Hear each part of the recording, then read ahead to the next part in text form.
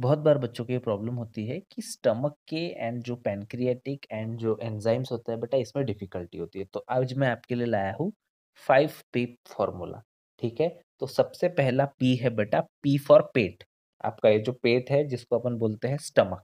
ठीक है, तो स्टमक में, पेट में सबसे पहले होते हैं पेप्टिक सेल्स। ठीक है बेटा, तो पेप्टिक सेल्स आपको पता है, पेप्टिक सेल्स का अल्टरनेट का नाम क्या है बेटा? पेप्टिक सेल्स का अल्टरनेट नाम है चीफ सेल्स। ठीक है, इसी को बोला जाता है चीफ सेल। ठीक है, एंड ये जो पेप्टिक सेल्स है ये एक रिलीज करते हैं बेटा एंजाइम, जिसको अपन बोलते हैं प्रो एंजाइम पेप्सिनोजन। तो ये हो गया दूसरा पी। ठीक है बेटा, पेट में पेप्टिक सेल्स होते हैं जो एक एंजाइम रिलीज करता है जिसका नाम है पेप्सिनोजन। एंड ये जो पेप्सिनोजन है इसका कन्वर्शन होता है इनटू एक्टिव फॉर्म जिसको अपन बोलते हैं पेप्सिन। तीसरा P, with the help of HCl। और आपको पता है बेटा HCl को कौन रिलीज करता है? पैराइटल सेल्स, या और आप इसको बोल सकते हैं ऑक्जेंटिक सेल्स। ठीक है, तो पेप्सिनोजन कन्वर्ट होते हैं पेप्सिन में, पेट में ही। ठीक है बेटा, और आपको पता है ये पेप्सिन क्या करने वाले हैं? स्टमक में जो प्रोटीन है इसका डाइजेशन करेंगे। पेप्सिन क्या करेगा? प्रोटीन का डाइजेशन करेगा। किसमें? पेप्टोन्स एंड प्रोटियोजेस में। वेरी क्लियर बेटा, तो स्टमक में इसका डाइजेशन हो जाएगा इनटू पेप्टोन्स एंड प्रोटियोजेस। इसका फर्दर जो डाइजेशन है वो पैनक्रियाटिक जूस करने वाला है। ठीक है, intestinal juice and pancreatic juice करने वाला है। ठीक है, लेकिन स्टमक के बारे में इतना अपने को पता चल चुका है कि 5P फॉर्मूला होता है बेटा। पेट, पेट में होते peptic cells, peptic cells release करते हैं पेप्सिनोजन। ठीक है, पेप्सिनोजन का कन्वर्शन होता है बेटा पेप्सिन में। पेप्सिन जो होता है प्रोटीन का कन्वर्शन करता है into peptones and proteoses in stomach. Okay, thank you. से डिफिकल्ट टॉपिक को स्टार्ट करते हैं बेटा, आपके लिए डाइजेस्टिव ग्लैंड्स। ठीक है, तो स्टार्ट करते हैं। आपको पता है कि अगर आप बॉडी में बोलेंगे तो डाइजेस्टिव ग्लैंड्स एसोसिएटेड उनसे है। नंबर एक सलाइवरी ग्लैंड, तो आपको पता है बेटा 3 सलाइवरी ग्लैंड्स होते हैं। ठीक है, पैरोटिड, सबमैंडिबुलर एंड सबलिंगुअल। ठीक है, इसके बाद लीवर एंड पैनक्रियास। तो ये आपके मेन डाइजेस्टिव ग्लैंड्स होते हैं जो डाइजेशन में हेल्प करते हैं। ठीक है, चलिए अब आपको पता है बेटा सलाइवा, सलाइवा कौन कौन प्रोड्यूस करता है? Salivary gland. ठीक है, तो सबसे बड़ी ग्लैंड कौन सी है? पैरोटिड। उसके बाद सब मैक्सिलरी या सब मैंडिबुलर, आपको इसको बोल सकते हो, एट द जॉ एंगल रहती है बेटा इसकी लोकेशन। ठीक है, पैरोटिड ग्लैंड जो होती है वो बिलो ईयर होती है, जैसे कि आप डायग्राम में देख पा रहे हैं। ठीक है, इसके बाद ये जो होता है एट द जॉ एंगल होती है, एंड सबलिंगुअल जो होती है बिलो टंग होती है। जो पैरोटिड ग्लैंड है इसके डक्ट का नाम होता है बेटा स्टेनसन्स डक्ट, और ये ओपन कहाँ होती है? अपर सेकेंड मोलर के अपोजिट ओपन होती है। ये जो सबमैंडिबुलर ग्लैंड है ये आपको पता है बेटा lingual surface of lower incisors पे होती है, एंड ये जो सब लिंगुअल ग्लैंड होती है ये बिलो टंग ओपन होती है। ठीक है, पैरोटिड ग्लैंड की डक्ट का नाम है स्टेनसेंस डक्ट।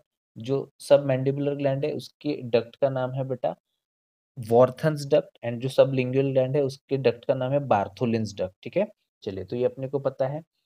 अच्छा, ये एक इम्पोर्टेंट चीज है बेटा यहाँ पे, the glands are situated outside the buccal cavity. ठीक है, तो ये जो ग्लैंड्स है ये outside the buccal cavity present है, लेकिन इनका जो सिक्रीशन है ये अंदर जाता है। ठीक है बेटा, अच्छा सबसे ज्यादा जो है, सबसे ज्यादा कंट्रीब्यूट कौन करता है सलाइवा? सबसे ज्यादा पैरोटिड नहीं करती है, भले ही वो सबसे लार्जेस्ट ग्लैंड है, लेकिन सबसे लार्ज जो कंट्रीब्यूट करती है सलाइवा दैट इज सब मैंडिबुलर या सब लिंग सब मैंडिबुलर या सब मैक्सिलरी, आप इसको बोल सकते हैं बेटा। ठीक है, अच्छा पीएच कितना होता है सलाइवा का? That is 6.8। ओके, चलिए तो लीवर को स्टार्ट करते हैं बेटा। जैसे कि आप देख पा रहे हैं liver is the largest gland. ठीक है, तो लीवर जो होती है लार्जेस्ट ग्लैंड होती है। ठीक है, liver is the largest exocrine gland. ठीक है बेटा, एक्सोक्राइन ग्लैंड जो मतलब डक्ट के थ्रू अपना सिक्रीशन रिलीज करती है। ठीक है बेटा, चलिए इसके बाद इसका जो वजन है 1.2 टू 1.5 किलो होता है बेटा। आपको पता है लीवर वो ऑर्गन है जो डिटॉक्सिफिकेशन करने वाला है आपके बॉडी में।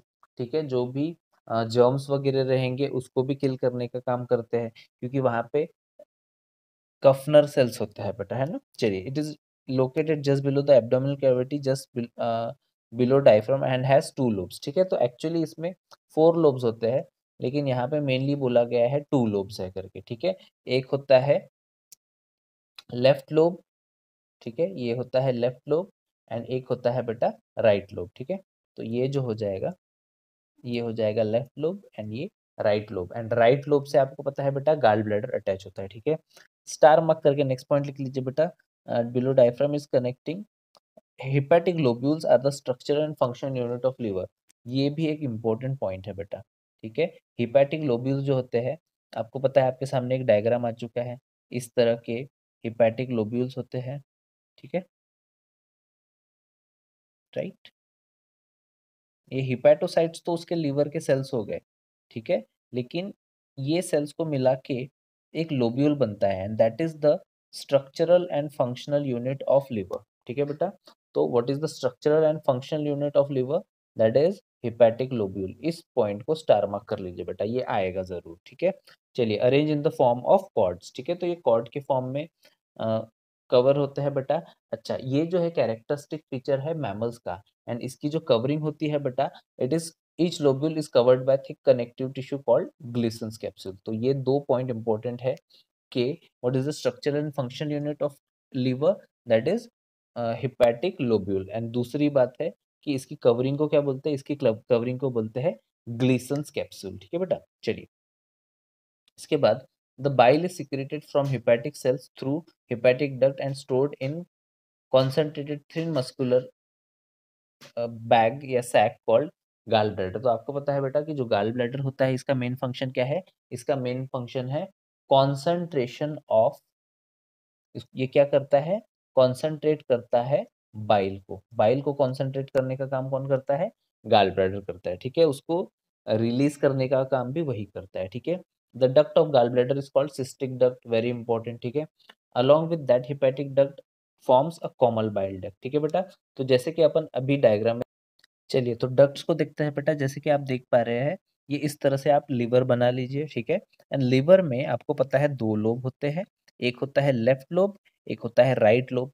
राइट लोब से अटैच होता है बेटा गाल ब्लैडर, ठीक है। गाल ब्लैडर का जो डक्ट होता है, उस गाल ब्लैडर के डक्ट को नाम देखिए बेटा, क्या लिखा हुआ है, गाल ब्लैडर के डक्ट का नाम होता है बेटा सिस्टिक डक्ट, ठीक है। तो ये जो गाल ब्लैडर का डक्ट फ्रॉम गाल ब्लैडर है, इसका नाम अपन लिखेंगे सिस्टिक डक्ट, ठीक है।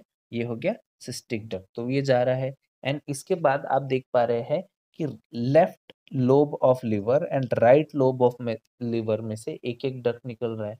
मतलब ये लेफ्ट हिपैटिक डक्ट हुआ, राइट हिपैटिक डक्ट हुआ, एंड ये दोनों मिलके नीचे साइड आ रहे हैं। जैसे ये नीचे साइड आ रहे हैं, वैसे ही वहां पे सिस्टिक डक्ट उसमें जुड़ रहा है, एंड जैसे ही सिस्टिक डक्ट जुड़ा, तो right hepatic duct, left hepatic duct, and यहाँ पे cystic duct of gall bladder, ये तीनों मिला के क्या फॉर्म कर लिया है, इन तीनों ने मिला के यहाँ पे फॉर्म कर लिया है बेटा कॉमन बाइल डक्ट। यहाँ पे क्या फॉर्म कर लिया है, यहाँ पे फॉर्म कर लिया है कॉमन बाइल डक्ट, है ना, ठीक है। इसके बाद जैसे ही वो नीचे नीचे आते जा रहा है बेटा, तो वहां पे आपको दिखाई दे रहा है कि यहाँ पे पैनक्रियास का डक्ट वहां पे जुड़ रहा है। तो ये जो पैनक्रियास का डक्ट है, इसको मैं बोलता हूँ पैनक्रियाटिक डक्ट, या इसको बोलता हूँ डक्ट ऑफ विल्सन, ठीक है। तो pancreatic duct common bile duct में जुड़ा है, एंड अब इसने एक नया डक्ट फॉर्म कर लिया है बेटा। क्या फॉर्म कर लिया है, इसमें लीवर का डक्ट जुड़ा है एंड पैनक्रियास का डक्ट जुड़ा है। मतलब इसको मैं बोलूंगा बेटा हिपैटो पैनक्रियाटिक डक्ट। क्या फॉर्म कर लिया उसने, hepato pancreatic duct. And hepatic pancreatic duct का ही अल्टरनेट नेम होता है बेटा एम्पुला ऑफ वाटर। क्या नाम होता है इसका, एम्पुला ऑफ वाटर। हिपैटोपैनक्रियाटिक डक्ट का ही अल्टरनेट नाम होता है, ठीक है। एंड ये कहाँ खुलने वाला है, ये खुलने वाला है डिओडेनम वाले पार्ट में, initial part of small intestine, ठीक है। यहाँ पे एक स्पिंचर होता है, इस स्पिंचर का नाम क्या है बेटा, स्पिंचर ऑफ ऑडाई, ठीक है। तो फिर से एक बार देख लेते हैं बेटा, जैसे कि आपको दिखाई दे रहा है, right part of the liver and left part of the liver में से एक एक डक्ट निकलता है, right hepatic duct, left hepatic duct, ये दोनों नीचे आते रहते हैं, तभी वहां पे गाल ब्लैडर का डक्ट निकलता है, जिसको अपन बोलते हैं सिस्टिक डक्ट। ये तीनों मिला के क्या फॉर्म करते हैं, common bile duct. Common bile duct नीचे आता रहता है, तभी वहां पे पैनक्रियास का डक्ट जुड़ता है।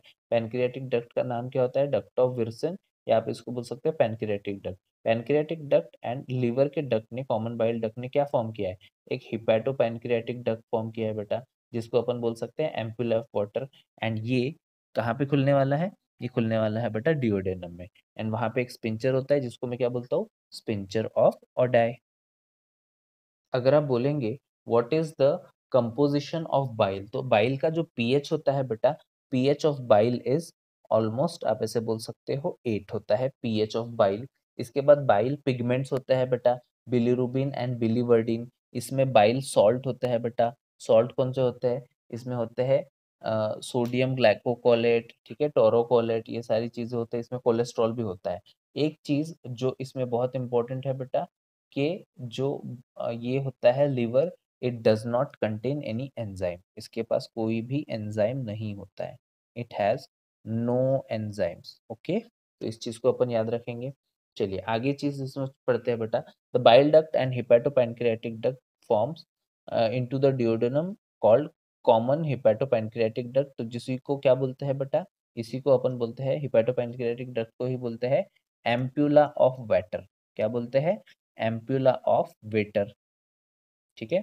ये आपको पता है ये कैसे गार्डेड होता है बेटा, स्पिंचर ऑफ ओडाई, ठीक है, एक स्पिंचर से वो गार्ड होता है, ठीक है। चलिए द पैनक्रियाज इज कंपाउंड, ठीक है, आपको पता है बेटा कि जो पैनक्रियाज होती है ये एक हेट्रोक्राइन ग्लैंड है, मतलब इसमें एंडोक्राइन पार्ट भी है, एक एक्सोक्राइन पार्ट भी है, ठीक है।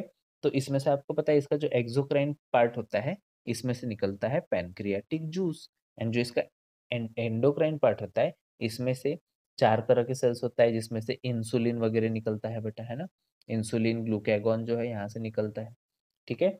तो दोनों होता है, ये एक हेट्रोक्राइन ग्लैंड है या इसको आप कंपाउंड ग्लैंड भी बोल सकते हो, ठीक है। तो लिम which it is U shaped duodenum में वो ओपन होता है बेटा, ठीक है।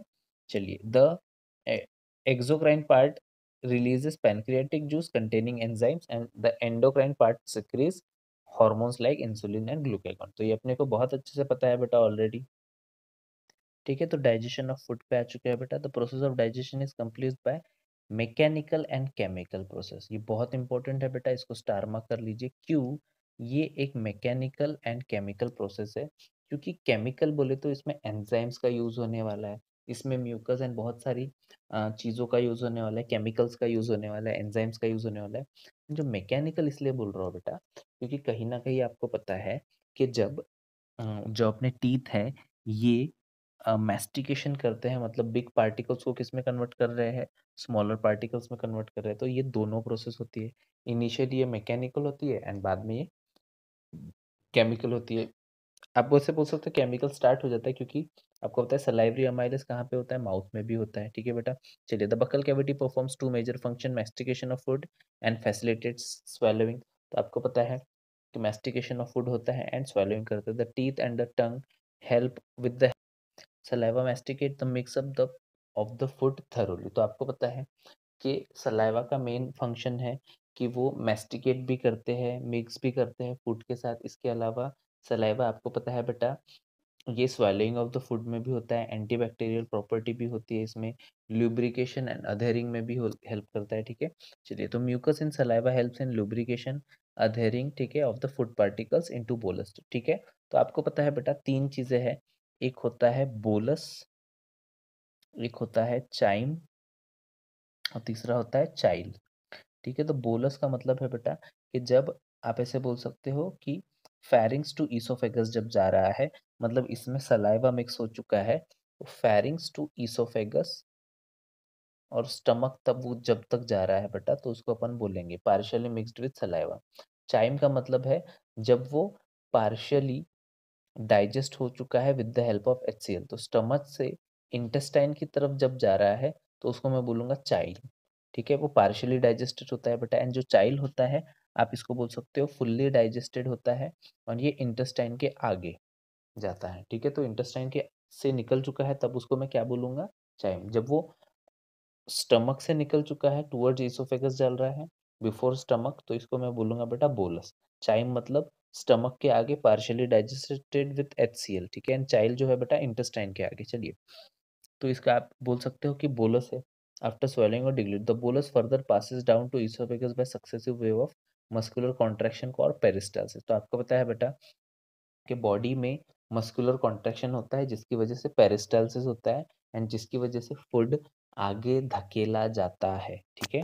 The gastro-oesophageal sphincter control the passage of food into stomach and the saliva secreted into oral cavity contains electrolytes, ठीक है। तो आपको पता है बेटा कि गैस्ट्रोएसोफेजियल स्पिंचर जो होता है वो आपको पता है कि ईसोफेगस एंड स्टमक के बीच में होता है, इस तरह से कहीं कुछ तो भी, ठीक है। तो समवेयर ओवर हियर यहाँ पे होता है वो स्पिंचर बेटा।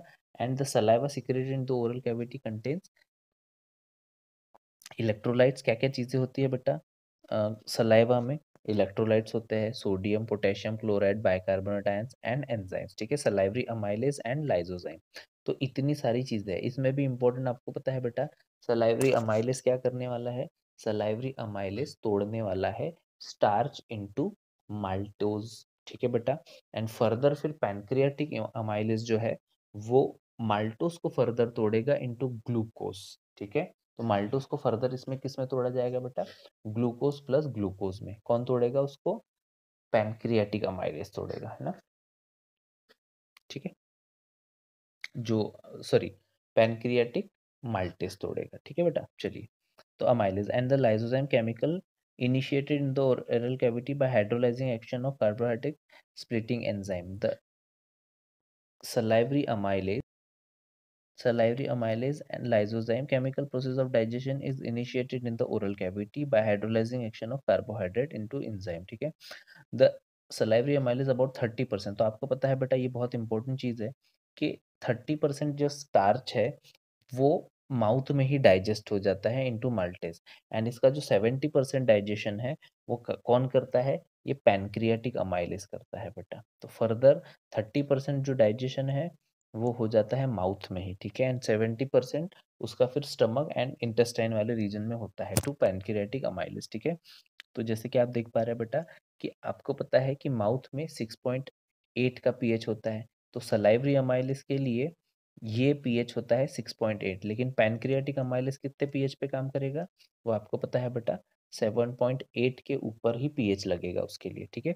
चलिए, तो स्टार्च किस में कन्वर्ट हो चुका है? माल्टोज में। फर्दर फिर ये किसके इन्फ्लुएंस में हुआ? सलाइवरी अमाइलेज के। फिर बाद में आएगा pancreatic amylase. And pancreatic amylase या फिर जो माल्टेज रहेगा, माल्टेज आप बोल सकते हो, इसका फर्दर कन्वर्शन करेगा करेगा बेटा ग्लूकोज इनटू ग्लूकोज में, ठीक है। किस में कन्वर्ट करेगा? ग्लूकोज इनटू ग्लूकोज में, ठीक है। चलिए, तो इतना अपने को पता है। अब इसमें से क्वेश्चन ज़रूर आएगा, नीट 2020 में इसमें से क्वेश्चन आ रहा है बेटा फॉर श्योर। तो इसको लिख लीजिए, ठीक है। लाइव क्लास में अपने को पता है इसमें से क्वेश्चन ज़रूर आएगा, ठीक है। The mucosa of stomach has gastric glands, तो ठीक है। तो आपको पता है बेटा स्टमक में क्या प्रेजेंट होता है? गैस्ट्रिक ग्लैंड्स प्रेजेंट होती है। एंड गैस्ट्रिक ग्लैंड्स में मेनली 3 तरह के सेल्स होते हैं। कौन से सेल्स होते हैं? म्यूकस सेल, ठीक है, peptic cell and parietal cell. क्या कौन से? Mucus cell, peptic cells and parietal cells, ठीक है बेटा। म्यूकस सेल्स जो है एक एक करके देखते हैं। म्यूकस सेल्स क्या कर रहे हैं? म्यूकस सेल्स रिलीज करते हैं बेटा म्यूकस, ठीक है। या आप इनको गॉबलेट सेल्स भी बोल सकते हैं। म्यूकस सेल्स को ही क्या बोला जाता है? गॉबलेट सेल्स, ठीक है। एंड ये क्या रिलीज करते हैं बेटा? म्यूकस प्लस बाइकार्बोनेट आयंस, ठीक है बेटा। बाइकार्बोनेट आयंस रिलीज करते हैं HCO3। एंड इसकी वजह से आप ऐसे बोल सकते हो कि गैस्ट्रिक जो एरिया है, स्टमक वाला एरिया है, वो HCl से प्रोटेक्ट होते रहता है ड्यू टू म्यूकस एंड ये HCO3 की वजह से, ठीक है। तो ये कौन रिलीज करता है? म्यूकस नेक सेल, ठीक है। नेक सेल, म्यूकस सेल्स, या फिर आप इनको गॉबलेट सेल्स भी बोल सकते हैं। नंबर 2 सेल्स है बेटा पेप्टिक सेल्स, या आप इनको चीफ सेल्स बोलते हैं। तो आपको मैंने ऑलरेडी 5P फॉर्मूला बताया था बेटा, ठीक है। ये जो पेप्टिक सेल्स होते हैं ये रिलीज करते हैं पेप्सिनोजन नाम का एंजाइम। ये पेप्सिनोजन का नाम का एंजाइम जो है वो पेप्सिन में कन्वर्ट होता है under the influence of HCl। And pepsin बहुत ज़्यादा इंपॉर्टेंट होता है प्रोटीन के डाइजेशन के लिए, क्योंकि वो प्रोटीन को काय में कन्वर्ट करता है? पेप्टोन्स एंड प्रोटियोजेस, ठीक है। तो पेप्टिक सेल्स से एंजाइम निकलता है पेप्सिनोजन। पेप्सिनोजन किस में कन्वर्ट करता है? पेप्सिन। पेप्सिन फिर फर्दर डाइजेशन करता है प्रोटीन का इनटू पेप्टोन्स एंड प्रोटियोजेस, ठीक है। तो ये 5P फॉर्मूला होता है बेटा, ठीक है। चलिए, तो ये अपन याद रखेंगे। देखिए यहाँ पे लिखा है which secrete the pro enzyme pepsinogen, ठीक है बेटा। थर्ड तरह के जो सेल्स है इनका नाम है पराइटल सेल्स या ऑक्जेंटिक सेल्स, ठीक है। तो ये क्या रिलीज करते हैं? ये HCl रिलीज करते हैं बेटा and intrinsic factor of castle को रिलीज करते हैं। Intrinsic factor of castle, and ये बहुत ज़्यादा ज़रूरी होता है विटामिन B12 के एब्जॉर्प्शन के लिए। ये डायरेक्ट क्वेश्चन आ चुका है बेटा 2017 में। 2017 में ये पूछा गया था कि which of the following cells are very very important indirectly for erythropoiesis, RBC production या हीमोग्लोबिन के, इसके लिए कौन सा ज़्यादा ज़रूरी है? तो आपको पता है बेटा B12 मतलब साइनोकोबालामाइन, कहीं न कहीं ये आरबीसी प्रोडक्शन से जुड़ा हुआ है बेटा, ठीक है? तो इसको अपन याद रखेंगे, इसको इन तीनों में से एक के ऊपर फॉर श्योर क्वेश्चन आ रहा है, ठीक है? तो इतना लिख लीजिए, ये प्रेडिक्शन है, ज़रूर आएगा ही आएगा। अब आता है बेटा नेक्स्ट चीज पे, stomach stores the food for 4 to 5 hours, ठीक है? तो आपको पता है बेटा कि ये स्टोर कितने देर के लिए करता है, 4 to 5 आवर्स। अगर आप बोलेंगे कार्बोहाइड्रेट को वो 2 से 3 घंटा स्टोर करता है, प्रोटीन को वो 4 से 5 घंटा स्टोर करते हैं, एंड फैट को वो 5 से 6 घंटा स्टोर करता है, ठीक है? Depending upon the what kind of food we have taken, ठीक है बेटा? चलिए, ठीक है, चलिए, the food mixes thoroughly with the acidic gastric juice of the stomach by churning movements, the muscular wall is called chyme, ठीक है? तो आपको पता है स्टमक में जब ये जुड़ चुका है स्टमक से, HCl से वो जल चुका है खाना, या पार्शियली डाइजेस्ट हो चुका है, तो उसको मैं बोलता हूँ चाइम, ठीक है बेटा? The pro enzyme pepsinogen on exposure of HCl, तो ठीक है, आपको पता है बेटा कि ये जो पेप्सिनोजन है under the influence of HCl, वो किस में कन्वर्ट हो जाता है बेटा, पेप्सिन, एंड ये पेप्सिन जो है ये बहुत ज़्यादा ज़रूरी है for conversion of protein into peptones and proteoses, ठीक है? ठीक है, तो converted into active enzyme pepsin, ठीक है? तो proteolytic enzyme of the stomach pepsin converts proteins into peptones and proteoses, ठीक है? चलिए, the mucus and bicarbonate ions present in the gastric juice play an important role in lubrication and protection of equilibrium epithelium from exoration of highly concentrated HCl, ठीक है बेटा? यहाँ पे clear cut एक बात लिखी हुई है कि म्यूकस एंड बाइकार्बोनेट आयंस, ठीक है? तो अब भी मैंने आपको 2 मिनट पहले बताया था बेटा कि म्यूकस एंड बाइकार्बोनेट आयंस को कौन रिलीज करता है? म्यूकस एंड बाइकार्बोनेट आयंस को रिलीज करते हैं म्यूकस सेल्स या गॉबलेट सेल्स, ठीक है? तो ये भी एक स्टार मार्क वाला पॉइंट है बेटा, ठीक है? तो ये क्या करता है, म्यूकोजल एपिथेलियम जो HCl, देखिए फॉर एग्जांपल मैं बोल रहा हूँ, इमेजिन कीजिए बेटा कि ये जो है ये स्टमक है, ठीक है? अब स्टमक में यहाँ पे HCl, सॉरी, यहाँ पे बहुत सारा HCl है, लेकिन यहाँ पे म्यूकस सेल्स एंड जो आपके बाइकार्बोनेट, म्यूकस सेल्स ने क्या रिलीज किया है, म्यूकस सेल ने रिलीज कर दिया है बहुत सारा म्यूकस, गॉबलेट सेल ने क्या रिलीज कर दिया, बहुत सारा म्यूकस रिलीज कर दिया। ये म्यूकस एंड बाइकार्बोनेट आयंस कहीं ना कहीं प्रोटेक्टिव एक लेयर बना चुके हैं, कहाँ पे, स्टमक में, ताकि यहाँ पे जो HCl एसिड है, यहाँ पे HCl एसिड है, इसकी वजह से स्टमक की वॉल डैमेज ना हो। तो यही तो काम किया है बेटा इसने, है ना? तो यहाँ पे ये प्रोटेक्टिव फिनोमेनन इसने दिखाया है, ठीक है? तो यही बात बोला है, देखिए, it provides lubrication and protection of mucosal epithelium for excoriation of highly concentrated HCl, ठीक है? हाईली कॉन्सेंट्रेटेड HCl से उसने प्रोटेक्ट किया है, ठीक है बेटा? अगर ऐसा हो गया तो आपको पता है पेप्टिक अल्सर्स आ जाएंगे।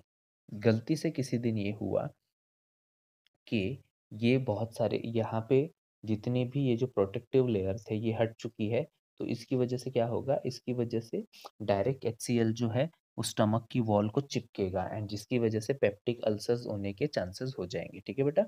चलिए, इसके बाद देखते हैं एक्सोरेशन ऑफ हाईली क्लोरिक एसिड, ठीक है? HCl provide an acidic pH, ठीक है? HCl की वजह से 1.8 1.2 टू 1.8 ऑलमोस्ट 2 पीएच के अंदर ही रहेगा बेटा, ये हाईली एसिडिक है, ऑप्टिमम फॉर पेप्सिन, ठीक है?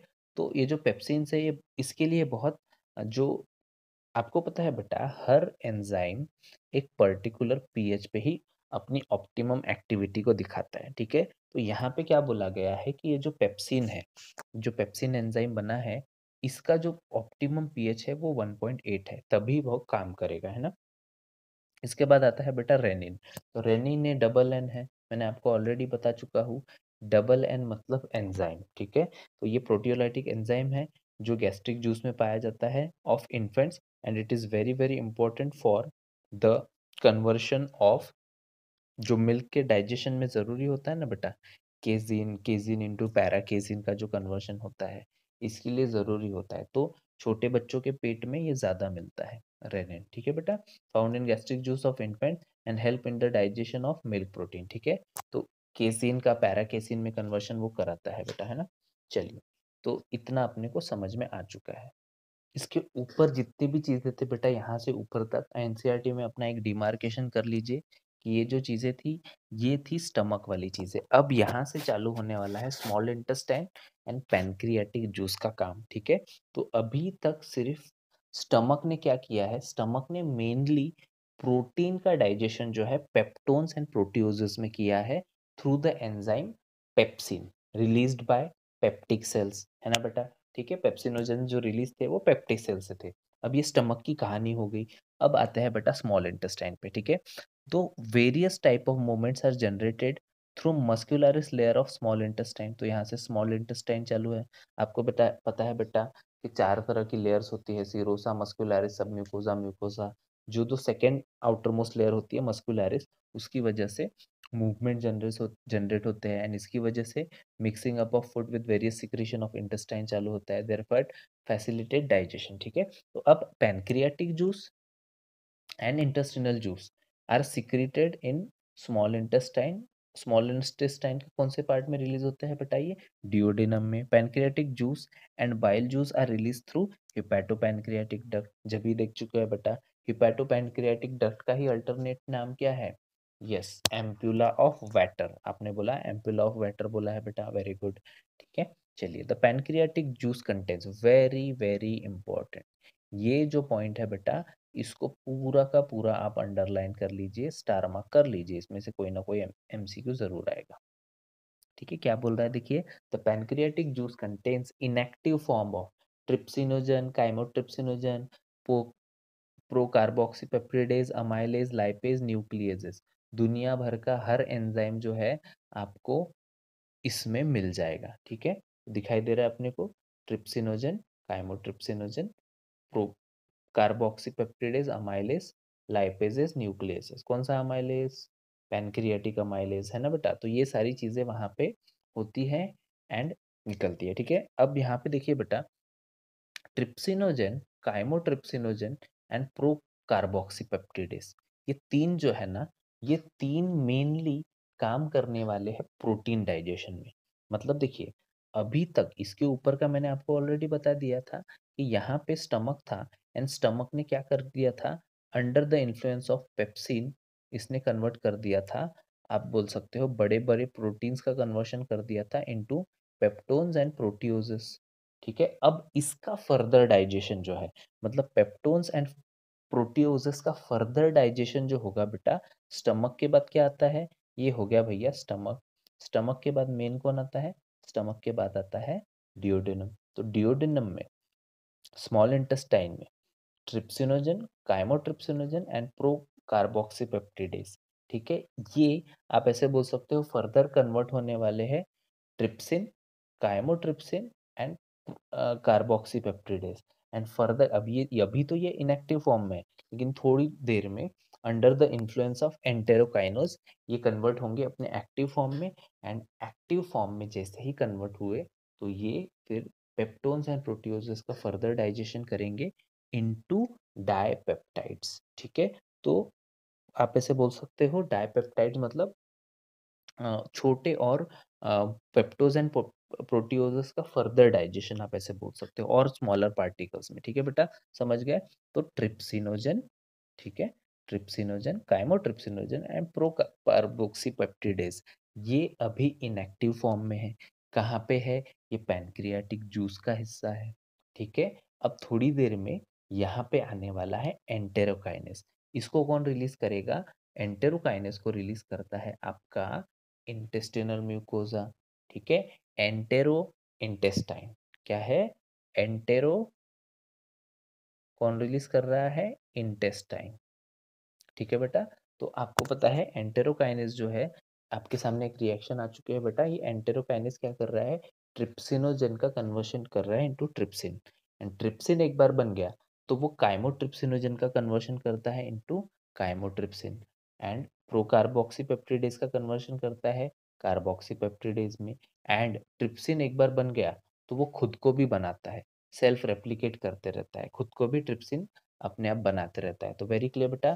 तो एंटेरोकाइनेस जो है, एंटेरोकाइनेस आपको पता है इंटेस्टिनल म्यूकोसा से रिलीज हुआ, एंड एंटेरोकाइनेस फर्दर ट्रिप्सिनोजन का कन्वर्शन इनटू ट्रिप्सिन, काइमोट्रिप्सिनोजन का conversion into chymotrypsin, and pro carboxypeptidase का कन्वर्शन इनटू कार्बोक्सीपेप्टिडेस, इस ये कन्वर्शन करने वाला है। ओके, ठीक है। तो अभी अभी देखिए बेटा अपन ने, trypsinogen is activated by an enzyme enterokinase which is secreted by intestinal mucosa which in turn activates the other enzyme in the pancreatic juice. ठीक है, तो ये आपको पता है पैनक्रियाटिक जूस के अदर एंजाइम्स जैसे कि trypsinogen, chymotrypsinogen and pro carboxypeptidase को ट्रिप्सिन, काइमोट्रिप्सिन एंड कार्बोक्सीपेप्टिडेज में कन्वर्ट करने वाली है। ओके, चलिए। तो bile is release into the duodenum and contains bile pigment called bilirubin and biliverdin. ठीक है बेटा, bile salts, cholesterol and phospholipid but no enzyme. Very very important, यहाँ पे एक ही चीज अंडरलाइन कीजिए बेटा कि बाइल कंटेन्स नो एंजाइम। अगर आपको दिखाई दे रहा है तो जो बाइल होता है इसमें हॉर्मोन्स भी मिल जाएंगे आपको, हॉर्मोन्स होते हैं लेकिन इसके पास कोई भी एंजाइम नहीं होता है। ठीक है बेटा, तो bile helps in emulsification of fat, that is breaking down of fat into small micelles. तो ऐसे इमेजिन कीजिए कि ये जो बड़े फैट के मॉलिक्यूल्स है इसका इमल्सिफिकेशन स्टार्ट होगा। इमल्सिफिकेशन होने के बाद ये छोटे छोटे मिसल्स में कन्वर्ट हो जाएंगे, and micelles further Kylo microns में कन्वर्ट होता है बेटा, काइलो माइक्रॉन्स में। ठीक है, तो सबसे पहले ये कन्वर्ट हुए मिसल्स में। ठीक है, ये बड़ा फैट का मॉलिक्यूल है, पहला फैट जो है कन्वर्ट होता है मिसल्स में, एंड मिसल्स के बाद वो कन्वर्ट होता है बेटा काइलो माइक्रॉन्स में, है ना। ठीक है, चलिए इसके बाद क्या बोल रहा है बेटा, देखिए जैसे कि आपको दिखाई दे रहा है कि बाइल ऑल्सो एक्टिवेटेज लाइपेजेस। ठीक है, तो आपको पता है ये बाइल एक्टिवेट करता है लाइपेजेस को। ठीक है, to further break down of lipid. ठीक है, लेकिन इसके अंदर लाइपेजेस नहीं होते हैं, इट कंटेन्स नो एंजाइम, लिखा हुआ है बेटा क्लियर। ठीक है, यहाँ से एक एमसीक्यू जरूर आएगा, फॉर श्योर एक एमसीक्यू आएगा, यहाँ पे स्टार मार्क कर लीजिए यहाँ पे। ठीक है बेटा, चलिए। Intestinal mucosa epithelium has goblet sales, तो आपको पता है बेटा अब अपन इंटेस्टाइन वाले एरिया में ही है। ठीक है, इसमें होते हैं goblet cells which releases mucus, secretions blood border cells of the mucosa along with the secretion of goblet cell constitute intestinal juice. ठीक है, तो जो ये सेल्स होते हैं इंटेस्टिनल म्यूकोसा के, इसमें से जो सेल्स होते हैं वो क्या रिलीज करते हैं बेटा, वो रिलीज करते हैं इंटेस्टिनल जूस, या इसको आप बोल सकते हो सक्कस एंटेरिकस। ठीक है, एंड अगर आपको कोई पूछे कि what is the pH of succus entericus या इंटेस्टिनल जूस, तो वो होता है बेटा 7.8। ठीक है, चलिए। This juice succus entericus contains variety of enzymes like disaccharide. अब देखिए अपन ने ऑलरेडी जो स्टार्च है इसका फर्क ब्रेक डाउन कर लिया था बेटा सलाइवरी अमाइलेज में, किस में कन्वर्ट कर लिया था, माल्ट माल्टोज में कन्वर्ट कर लिया था बेटा। तो अब इसका जो फर्दर डिवीजन है या फर्दर डाइजेशन है वो कहाँ पे होगा, इंटेस्टाइन में होगा। कौन कराएगा, माल्टेज कराएगा। तो ये जो माल्टेज नाम का एंजाइम है वो कन्वर्ट कराने वाला है माल्टोज को इनटू ग्लूकोज प्लस ग्लूकोज में, है ना। ठीक है, डाइपेप्टाइज लाइपेज न्यूक्लियोसाइडेज ईटीसी। ठीक है, the mucus along with bicarbonate from pancreas protect the intestinal mucosa from acid and provide alkaline pH. आपको पता है बेटा इसका जो पीएच होता है 7.8 होता है, एंड इसकी वजह से जो इंटेस्टिनल म्यूकोसा है वो प्रोटेक्ट होती है। ठीक है, mucus along with bicarbonate ions. ठीक है, तो यहाँ पे भी वही बात है, म्यूकस एंड बाइकार्बोनेट आयंस जो है वो इंटेस्टिनल म्यूकोसा को प्रोटेक्ट करते हैं from a particular pH of alkaline medium. ठीक है बेटा, चलिए इसके बाद for enzymatic activity the sub mucosal gland contains Brunel glands also help in this. ठीक है, तो आपको पता है बेटा कि ये फॉर एग्जांपल ये ऐसे इमेजिन करते हैं, ये वाला जो रीजन है ये है म्यूकोसा, एंड इसके नीचे क्या है, सब म्यूकोसा।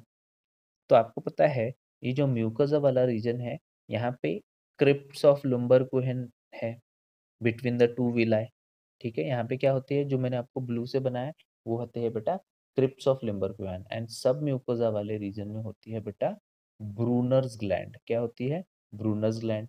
ठीक है, तो इतना याद रखेंगे अपन। इंटेस्टाइन वाले रीजन में, म्यूकोसा वाले रीजन में क्या होता है बेटा, क्रिप्स ऑफ लिम्बरकुहेन एंड सब म्यूकोजा वाले रीजन में क्या होता है, ब्रूनर्स ग्लैंड। ठीक है, तो यहाँ पे लिखा हुआ है सब mucosal gland called Brunner's gland also help in that. ठीक है, चलिए इस पे साइमल्टेनियसली अब यहाँ से स्टार्ट हो रहा है बेटा आपके पैनक्रियाटिक के एंजाइम्स। देखिए यहाँ पे देखिए पैनक्रियाटिक जूस जो है, पैनक्रियाटिक जूस में सारे तरह के एंजाइम्स होते हैं बेटा। अभी अभी अपन ने देखे pancreatic juice contain trypsinogen, chymotrypsinogen, procarboxypeptidase, amylase, lipases and nucleus. ठीक है, पेज नंबर 262 पे दिया हुआ है। ठीक है, अब ये क्या करने वाले हैं, ये अब इसका फर्दर डिवीजन करेंगे। अपन को याद है ना बेटा, स्टमक में क्या हुआ था, पेप्टोन्स एंड प्रोटियोजेस में कन्वर्शन हो चुका था एंड छोटे छोटे अमाउंट के प्रोटीन्स भी थे। ठीक है, थोड़े छोटे particles peptones, proteases and peptones. ठीक है, प्रोटीन। अब इसका जो फर्दर डिवीजन है, अब ये एक्टिवेट फॉर्म में आ चुके हैं बेटा। अगर ये एक्टिवेट हो चुके हैं तो आपको पता है इसको एक्टिवेट किसने किया था, इसको एक्टिवेट किया था एंटेरोकाइनेज ने। एंटेरोकाइनेज जैसे ही आया था तो एंटेरोकाइनेज ने कन्वर्शन किया था ट्रिप्सिनोजन का इनटू ट्रिप्सिन। ठीक है, ट्रिप्सिन जैसे ही बना तो उसने काइमोट्रिप्सिनोजन का कन्वर्शन किया इनटू काइमोट्रिप्सिन एंड ट्रिप्सिन ने फिर से एक कन्वर्शन किया that is pro carboxypeptidase into carboxypeptidase. जैसे ही ट्रिप्सिन बना with the help of enterokinase तो ये सारी चीजें होती चली गई एंड अब आपके पास क्या क्या है, ट्रिप्सिन है एक्टिवेटेड, काइमोट्रिप्सिन है एक्टिवेटेड एंड कार्बोक्सीपेप्टिडेज है एक्टिवेटेड। अब ये क्या करने वाले हैं, प्रोटीन पेप्टोज का फर्दर डाइजेशन करेंगे इनटू डाइपेप्टाइड्स एंड इसके बाद अगर डाइपेप्टाइड्स बन चुके हैं तो डाइपेप्टाइड्स का फर्दर डाइजेशन जो है बेटा वो आप ऐसे बोल सकते हो इंटेस्टिनल जूस के अंदर होने वाला है। ठीक है, तो सबसे पहले इसके ऊपर काम करने वाला है पैनक्रियाटिक जूस। ठीक है, कार्बोहाइड्रेट का अभी जो चाइम बना हुआ था बेटा, अब इस पे कौन काम करेगा, अभी तक तो इस पे किया था सलाइवरी अमाइलेज ने काम किया था और उसने 30% डाइजेशन कर दिया था। अब इस पे फर्दर डाइजेशन होगा बेटा, फर्दर काम होगा पैनक्रियाटिक अमाइलेज का और वो फर्दर 70% ऑफ द डाइजेशन करेगा। मतलब देखिए पैनक्रियाटिक अमाइलेज है ये बेटा। ठीक है, ये सारी रिएक्शन पैनक्रियाटिक अमाइलेज की है। ठीक है, तो पैनक्रियाटिक अमाइलेज इनटू डाइसैकेराइड मतलब स्टार्च आया, इसके ऊपर पैनक्रियाटिक अमाइलेज ने काम किया 7.8 पीएच पे एंड डाइसैकेराइड में कन्वर्ट कर दिया। ठीक है बेटा, अब फैट को भी देख लेते हैं, फैट कैसे ब्रेक डाउन होता है पैनक्रियाटिक जूस में। तो आपको पता है बेटा कि पैनक्रियाटिक जूस में होता है pancreatic lipases which help in conversion with the help of bile convert it fat into di and monoglyceride. तो ये आपको पता है फैट जो मोस्ट कॉमन फॉर्म में होता है बेटा वो ट्राइग्लिसराइड के फॉर्म में होता है एंड ट्राइग्लिसराइड के बाद ही किसमें टूटता है, एक डाइग्लिसराइड एंड उसके बाद मोनोग्लिसराइड के फॉर्म में टूटेगा। लाइपेजेस एंड बाइल इसको तोड़ेगा। ठीक है, फैट को तोड़ने के लिए आपको पता है ना बेटा लाइपेजेस एंजाइम लगेगा एंड बाइल लगेगा इमल्सिफिकेशन ऑफ फैट के लिए एंड वो फर्दर किस में ब्रेक डाउन होगा, डाइग्लिसराइड, मोनोग्लिसराइड। कितना इजी है यार। चलिए इसके बाद न्यूक्लियस को भी देखते हैं क्योंकि आपको पता है बेटा जो पैनक्रियाटिक जूस में इसमें न्यूक्लियो साइडेज भी है, न्यूक्लियोटाइडेज भी है। तो ये क्या करेंगे, न्यूक्लिक एसिड का फर्दर डिवीजन करेंगे न्यूक्लियोटाइड्स में एंड न्यूक्लियोटाइड्स का फर्दर डिवीजन क्या होगा, न्यूक्लियोसाइड्स में होगा। ठीक है बेटा, है ना। तो ये सारी चीजें पैनक्रियाटिक जूस में होती है कि उसमें न्यूक्लियोसाइडेज भी होता है, न्यूक्लियोटाइडेज भी होता है।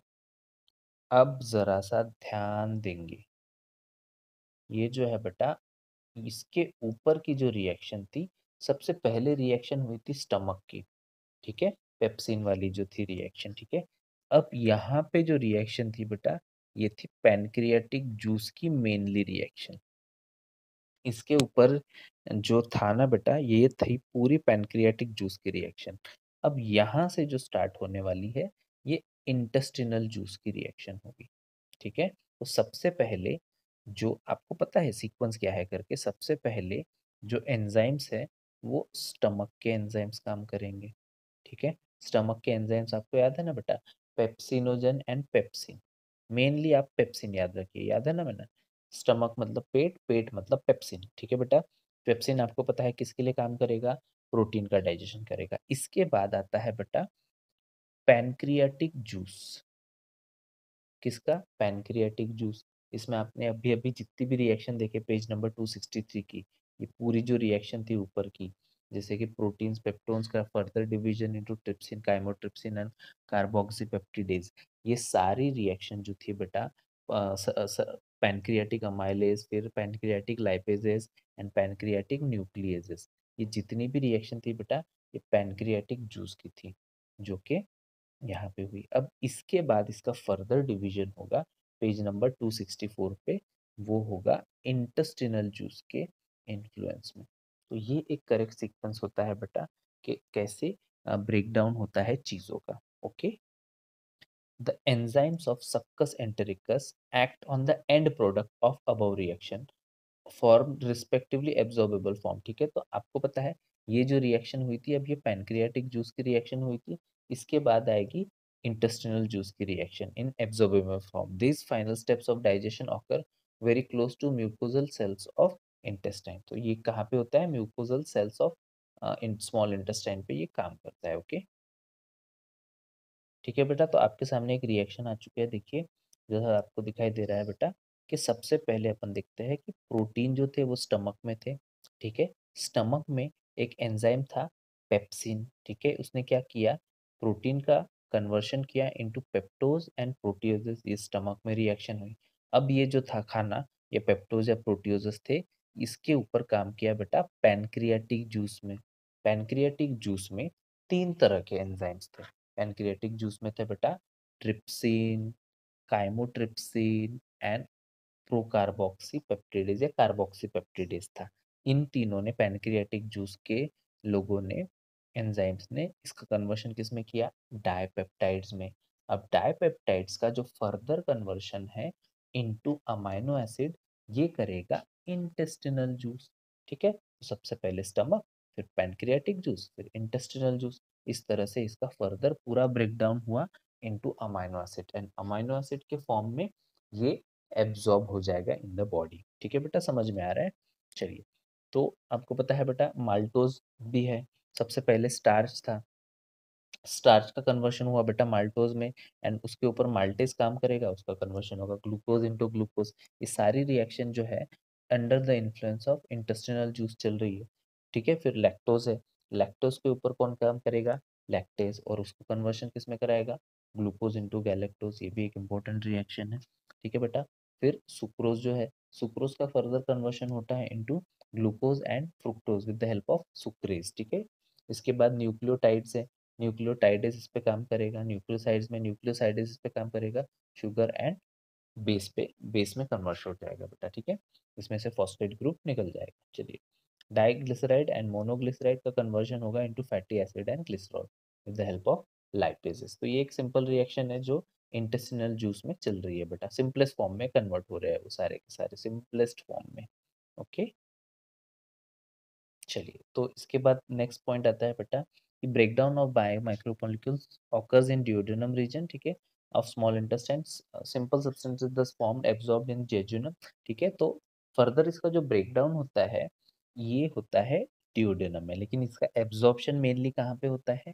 ड्यूडेनम, जेजुनम एंड इलियम में, स्मॉल इंटेस्टाइन के दो पार्ट्स में। ठीक है बेटा, ऑफ स्मॉल इंटेस्टाइन, एंड जो अनडाइजेस्टेड फूड है वो लार्ज इंटेस्टाइन की तरफ जाने लगता है। ठीक है, लार्ज इंटेस्टाइन में कोई इंपॉर्टेंट एज सच कोई सिग्निफिकेंट डाइजेस्टिव एक्टिविटी नहीं होती है।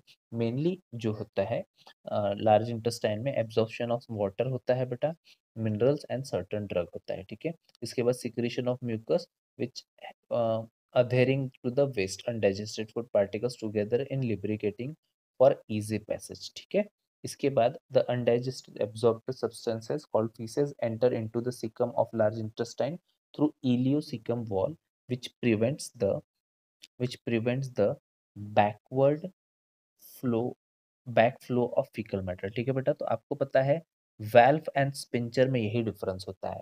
फॉर एग्जांपल मैं बोल रहा हूँ कि ये जो है ये है लार्ज इंटेस्टाइन। ठीक है, लार्ज इंटेस्टाइन के ये सीकम वाले पार्ट से जुड़ने वाला है आपका इंटेस्टाइन। ठीक है, तो ये जो सीकम है ये इलियम में जुड़ने वाला है। ठीक है, सॉरी, इलियम जो है वो सीकम वाले पार्ट से जुड़ने वाला है, ये इलियम है, ये सीकम वाले पार्ट से जुड़ने वाला है बेटा। तो इसको अपन बोलते हैं, यहाँ पे एक जंक्शन होता है बेटा, जिसको मैं बोलता हूँ इलियोसिकम जंक्शन। ये जो जंक्शन है इसको क्या बोलता हूँ, इलियोसिकम जंक्शन। एंड यहाँ पे आपको पता है बेटा, यहाँ पे एक वाल्व होती है जिसको अपन बोलते हैं इलियोसिकल वॉल्व। एंड वॉल्व जो होती है बेटा, वो prevent the backward flow of anything होता है, ठीक है। तो वो बैकवर्ड फ्लो, जबकि स्पिंचर जो होता है बेटा, स्पिंचर में बैकवर्ड रिवर्स फ्लो होने के चांसेस होते हैं, ठीक है, जिसकी वजह से आप ऐसे बोल सकते हो ना कि जो कार्डियक स्पिंचर होता है थोड़ा वीक स्पिंचर होता है। एंड वीक स्पिंचर होने की वजह से ही कार्डियक वाल्व जब खुल जाता है, स्पिंचर खुल जाता है, तो उसकी वजह से आप ऐसे बोल सकते हो कि उल्टी आती है, स्टमक जो है माउथ से, जो स्टमक का कंटेंट है माउथ से बाहर निकल जाता है ना। तो आपको पता है यहाँ पे कार्डियक स्पिंचर होता है, तो यहाँ से उल्टी हो जाती है, वापस हो जाता है। लेकिन वाल्व जो होता है बेटा, वहाँ पे बैकवर्ड फ्लो नहीं होता है, ठीक है। This is temporary stored in rectum, ठीक है। तो आपको पता है आपका जो फीसेस जो है, या आपकी जो पॉटी है, ये रेक्टम वाले एरिया में रुकते हैं फॉर 36 आवर्स तक वो रुक सकती है वहाँ पे, फॉर डिफिकेशन, ठीक है, पॉटी करने के लिए, ठीक है। एज सच इस पैराग्राफ में कोई भी एक इम्पोर्टेंट चीज़ नहीं है बेटा, इसको आप पूरी तरह से स्किप कर सकते हो, ठीक है। कुछ नहीं बोल रहा है कि हार्मोनल एक्टिविटी के थ्रू इसके चीज़ें हो रही है, गैस्ट्रिक सिक्रीशन बढ़ जाता है अगर आप किसी चीज़ की स्मेल लेते हो, जैसे बिरयानी आपके सामने रख दी जाए, तो आपको पता है कि आप you will start secreting saliva. तो ये एकदम बेसिक बेसिक सी चीज़ें दी हुई है बेटा, इसको एक बार आप इग्नोर भी कर सकते हैं, ठीक है। आप इस पैराग्राफ को स्किप कर लीजिए, ठीक है। चलिए, आपकी जो सबसे डिफिकल्ट वाली बात है इसको देखते हैं बेटा, कि how absorption of digested food takes place, ठीक है। तो absorption is the process by end product of digestive is through intestinal mucosa into the blood और लिम्फ। तो आपको पता है कि एब्जॉर्प्शन की वजह से जो सिंपलेस्ट फॉर्म ऑफ फूड है, जैसे अमाइनो एसिड, ग्लूकोज, ये एब्जॉर्ब हो जाएगा इनटू ब्लड, ठीक है, या लिम्फ, ठीक है। It is carried out by passive, active और फैसिलिटेड ट्रांसपोर्ट, ठीक है। अब ये डिपेंड, देखिए ये बहुत इंपॉर्टेंट है जो मैंने मार्क करके रखा है बेटा, small amount of monosaccharide, glucose, amino acid and some of the electrolytes, chlorides are generally absorbed by simple diffusion, ठीक है बेटा। तो ये चीज अपन देखते हैं क्या बोलने की कोशिश कर रहा है, ठीक है। मैं बोल रहा हूँ कि फॉर एग्जाम्पल यहाँ पे ये इमेजिन कीजिए कि ये स्मॉल इंटेस्टाइन है, स्मॉल इंटेस्टाइन में से चीज़ों को रीएब्सॉर्ब कराना है कहाँ पे, ब्लड वेसल में। ये मान लेता हूँ मैं, आपकी होगी ब्लड वेसल। अगर इसका कॉन्सेंट्रेशन कम है, देखिए क्लियर कट लिखा है स्मॉल अमाउंट है, तो क्या होगा, स्मॉल अमाउंट की चीज़ें बहुत इजीली डिफ्यूज हो जाएगी, ठीक है। समझ में आ रहा है बेटा। तो यहाँ पे क्लियर कट लिखा है स्मॉल अमाउंट में अगर रहेगी तो वो जनरली एब्जॉर्ब हो जाएगी बाय सिंपल डिफ्यूजन, ठीक है। चलिए इसको समझाने के लिए मैं आपको एक एग्जांपल देता हूँ बेटा। It depends upon the concentration gradient, ये सिंपल डिफ्यूजन से चले जाएगा। The passage of substance of the blood depends upon the concentration gradient, ठीक है बेटा। तो ये जो है मेनली सिंपल डिफ्यूजन से चला जाएगा अगर कॉन्सेंट्रेशन ग्रेडियंट है तो। फॉर एग्जांपल मैं बोल रहा हूँ कि यहाँ पे स्मॉल इंटेस्टाइन में 120 मॉलिक्यूल्स ऑफ ग्लूकोज है, एंड इधर जो ब्लड है जहाँ पे उसको एब्जॉर्ब करना है वहाँ पे 100 मॉलिक्यूल्स ऑफ ग्लूकोज है। तो ये तो बहुत इजीली ट्रांसफर हो जाएगा बाय सिंपल डिफ्यूजन, बहुत इजीली 120 टू 100 चला जाएगा, 120 टू 100 बहुत इजीली चला गया ड्यू टू कॉन्सेंट्रेशन ग्रेडियंट। जब ये स्मॉल अमाउंट में है तो आप ऐसे बोल सकते हो ड्यू टू कॉन्सेंट्रेशन ग्रेडियंट वो बहुत इजीली एब्जॉर्ब हो जाएगा, क्योंकि यहाँ पे ज़्यादा है, यहाँ पे कम है। Very clear.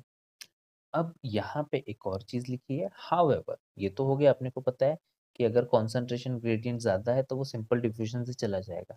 लेकिन अगर वो ऐसा नहीं हो रहा है, कॉन्सेंट्रेशन ग्रेडियंट में कुछ गड़बड़ हो रही है या इक्वल हो रहा है, तो अब उस टाइम पे क्या होगा बेटा, कि यहाँ पे वो लोग कैरियर प्रोटीन का सहारा लेंगे, कैरियर आयंस, ठीक है ना।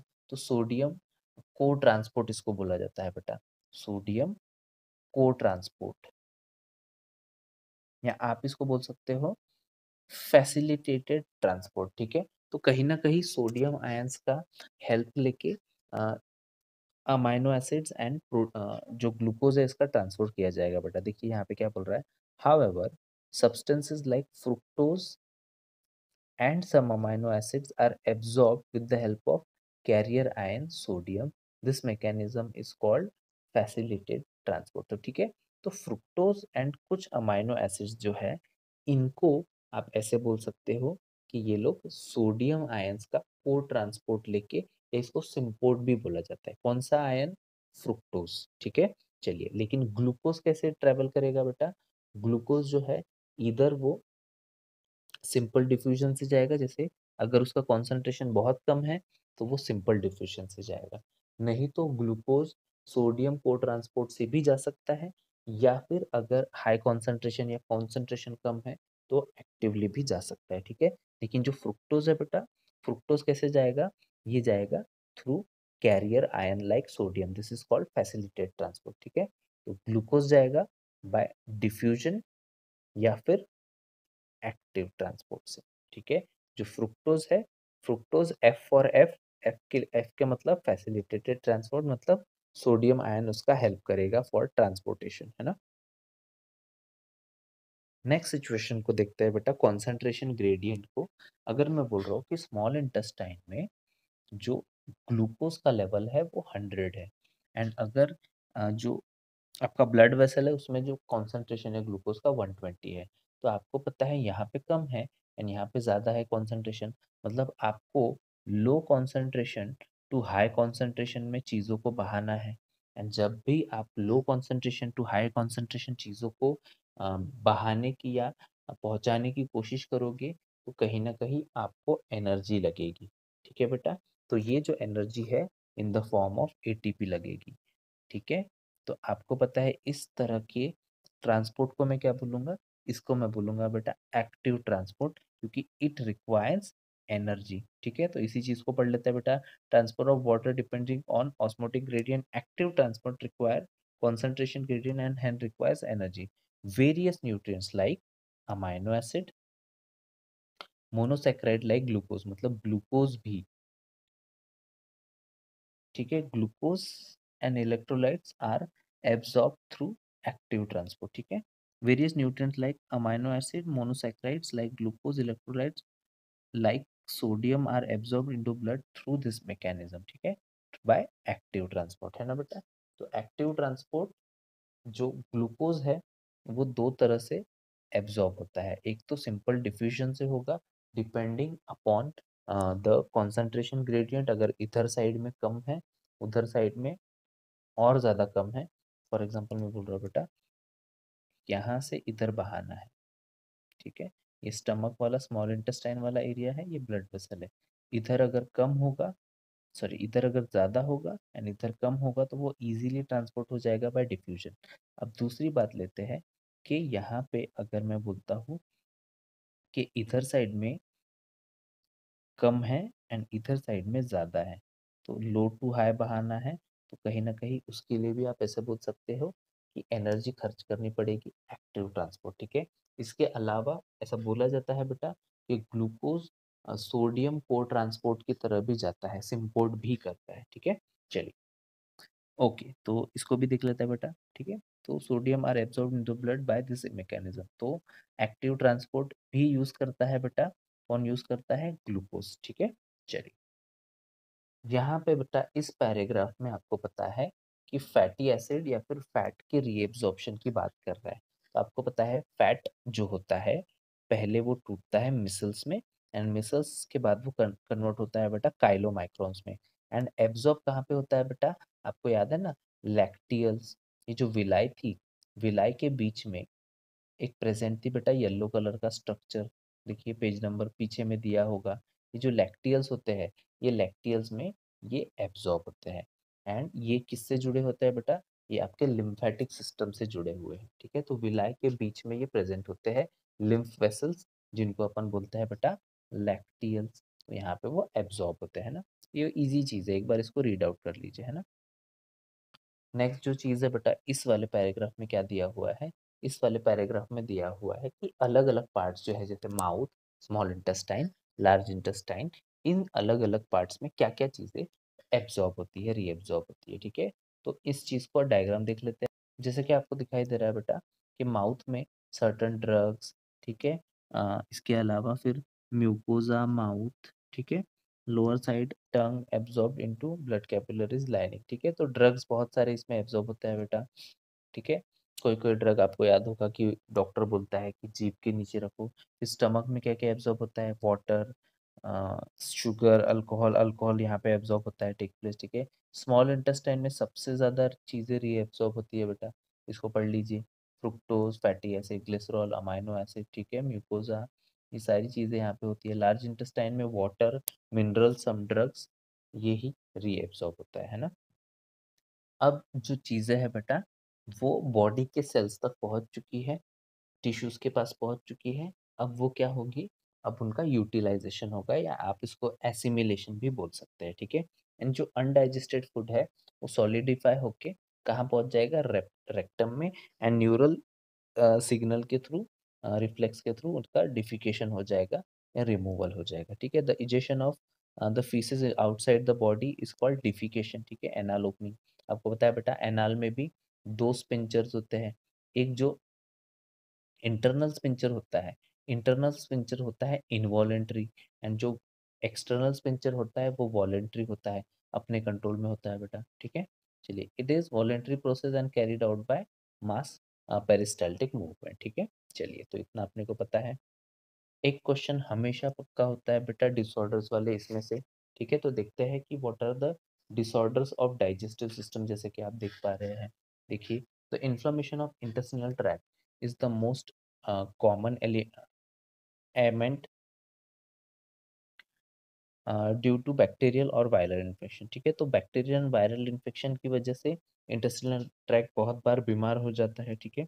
The infection are caused by parasite intestinal like tapeworm, roundworm, threadworm, hookworm, ठीक है। तो आपको पता है बेटा कि ये जो एस्की हेलमिंथेस है, ये राउंड वर्म्स वाले हैं, ठीक है। ये जो फ्लैट वर्म्स है, ये आपको पता है कि ये बहुत ज़्यादा प्रॉब्लम कर सकते हैं, ठीक है। तो सबसे इम्पोर्टेंट अभी यहाँ पे देखते हैं बेटा कि जॉन्डिस है, ठीक है। तो जॉन्डिस आपको पता है कि लीवर इन्फेक्ट हो रहा है, जिसकी वजह से स्किन, आईज, ये जो है ये येलो टर्न हो जाते हैं, एंड बाइल पिगमेंट्स का डिपॉजिट होने लगता है, ठीक है। आप ऐसे बोल सकते हो कि ये इन्फ्लेमेशन ऑफ लीवर भी है, एंड इसकी वजह से जो नॉर्मली बिलीरुबिन एंड बिलीवर्डिन, ये जो पिगमेंट है बेटा, ये बॉडी के बाहर डिफिकेट हो जाते हैं, ठीक है। एंड जिसकी वजह से येलो कलर की स्टूल मिलती है। लेकिन अगर पेशेंट को आप देखेंगे जिसको जॉन्डिस हुआ है, तो उसकी आंखें, उसका नेल बेड, ठीक है, स्क्लेरा ऑफ द आई, ये सारी चीजें जो है आपको येलो दिखाई देने लगती है। Very clear. तो this is the jaundice and this is the inflammation of आपके लिवर, ठीक है बेटा। एनसीईआरटी में जितनी इन्फॉर्मेशन है बेटा ये काफ़ी है, ठीक है। वॉमिटिंग आपको पता है, वॉमिटिंग जो है इसमें आप ऐसे बोल सकते हो, ये जो कार्डियक स्पिंचर है ये थोड़ा वीक रहता है बेटा, एंड जिसकी वजह से ये जो स्टमक का कंटेंट है ये पूरा का पूरा बाहर आ जाता है थ्रू माउथ, ठीक है। तो वॉमिट सेंटर कहाँ पे होता है, वॉमिट सेंटर होता है बेटा मेडुला में, ठीक है। इसके पहले नौशिया होता है, पेशेंट को अगर उल्टी करनी है, वॉमिट करनी है, उसके पहले उसका जी मचलाता है, मड़मड़ होने जिसको अपन बोलते हैं बेटा, ठीक है। तो यहाँ इसका जो रिफ्लेक्स होता है कहाँ होता है बेटा, मेडुला में होता है, ठीक है। इसके बाद डायरिया, ठीक है। तो diarrhoea is the abnormal frequency of bowel movement, increase liquidity of fecal discharge, this is called diarrhea, it reduces the absorption of food। तो आपको पता है डायरिया में क्या होता है कि जो लिक्विडिटी है, जो पॉटी की लिक्विडिटी है, बहुत ही लिक्विड पॉटी निकलती है, फीसेस निकलते हैं, स्टूल निकलते हैं बेटा, ठीक है। इसको अपन डायरिया होते हैं। फॉर एग्जांपल, अगर कोई बैक्टीरिया या फिर कोई हेलमिंथ है जो पेट के किसी पार्ट में आ चुका है, स्पेशली लार्ज इंटेस्टाइन वाले पार्ट में आ चुका है, एंड वो क्या कर रहा है, पेट की जो एक्टिविटी है, स्टमक की जो एक्टिविटी है, सॉरी, लार्ज इंटेस्टाइन की एक्टिविटी है, उसको डिक्रीज कर रहा है। मतलब उसका मेन काम क्या था, एब्जॉर्प्शन ऑफ वाटर। लेकिन वो एब्जॉर्प्शन ऑफ वाटर नहीं करेगा, तो फिर वाटर किस में बहेगा, फीसेस में बहेगा, तो लिक्विडिटी ऑफ फीसेस इंक्रीजेस। इसके बहुत सारे रीजंस है बेटा, अमेबिक डिसेंट्री भी हो सकती है ना, डायरिया, डिसेंट्री, इसके लिए बहुत सारे हैं। कॉलेरा में भी होता है बेटा, ठीक है। चलिए, इसके बाद कॉन्स्टिपेशन। कॉन्स्टिपेशन मतलब जो इरेगुलर बॉल मूवमेंट करते हैं, जो उनकी फीसेस होती है वो रिटेन रहती है रेक्टम वाले रीजन की वजह से, as the bowel movement are irregular. तो बॉल मूवमेंट रेगुलर नहीं होने की वजह से भी कॉन्स्टिपेशन होने के चांसेस होते हैं। फिर खाना पड़ेगा पेट सफ़ा, हर रोग दफ़ा, ठीक है। इसके बाद आता है बेटा इंडाइजेशन, ठीक है।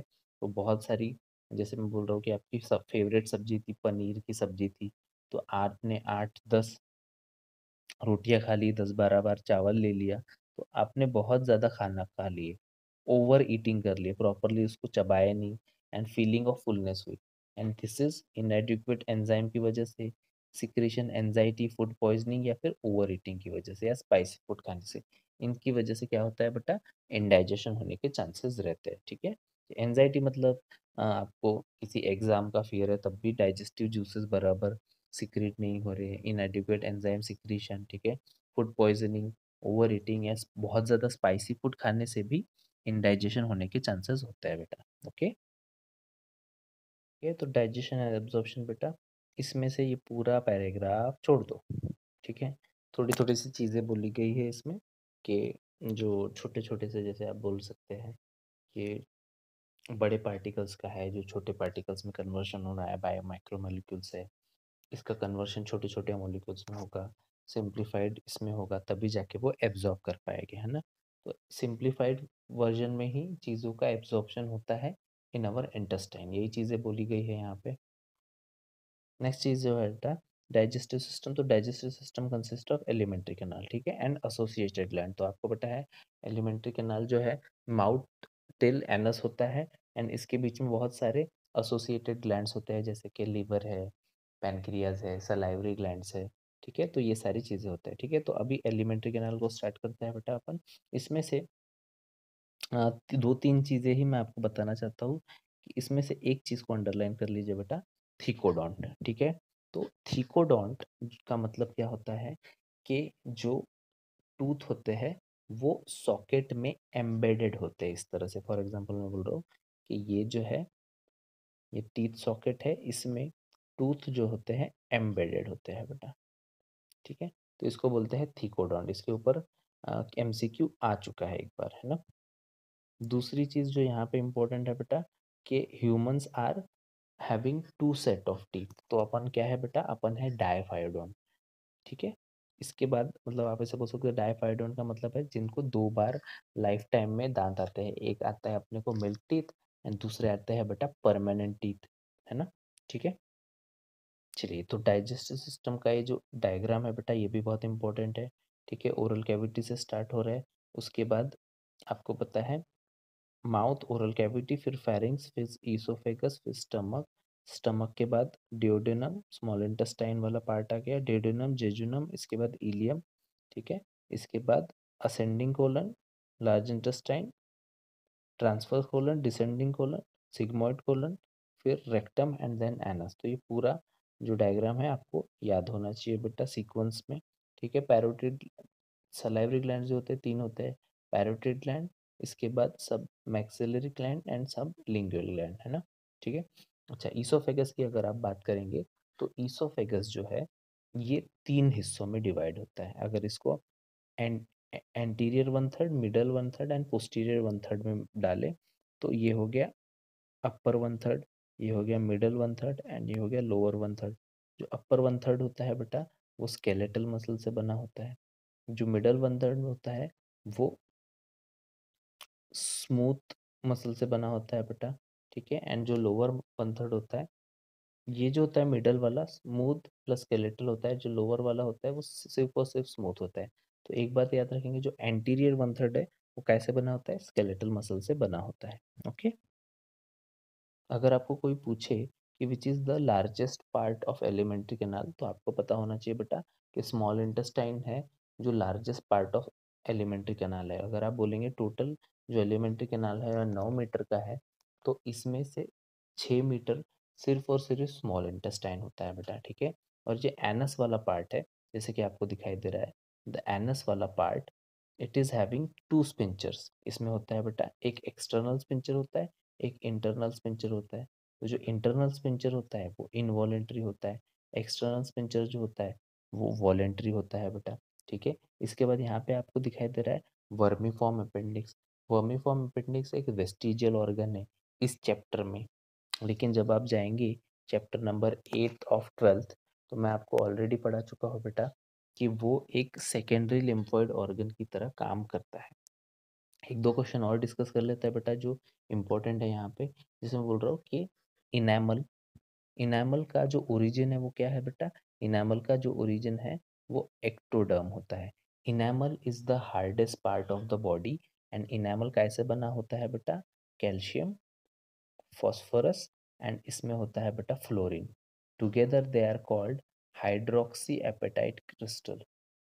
हाइड्रोक्सी एपेटाइट क्रिस्टल, ठीक है बेटा। Enamel is the hardest part of the body.